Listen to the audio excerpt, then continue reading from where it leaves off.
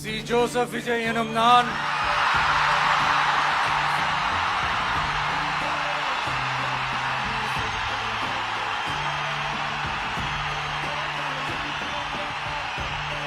சட்டப்படி அமைக்கப்பெற்ற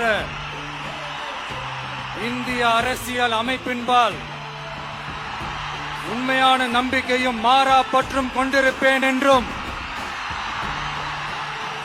இந்திய நாட்டின் ஒப்பில்லாத முழு முதல் ஆட்சியையும் ஒருமையையும் நிலை நிறுத்துவேன் என்றும் தமிழ்நாட்டு அரசின் முதலமைச்சராக உண்மையாகவும் உளச்சான்றின்படியும் என் கடமைகளை நிறைவேற்றுவேன் என்றும் அரசியல் அமைப்பிற்கும் சட்டத்திற்கும் இணங்க அச்சமும் ஒருதலை சார்பும் இன்றி விருப்பு வெறுப்பை விலக்கி பலதரப்பட்ட மக்கள் அனைவருக்கும் நேர்மையானதை செய்வேன் என்றும் ஆண்டவன் மீது ஆணையிட்டு உறுதிமொழிகிறேன்.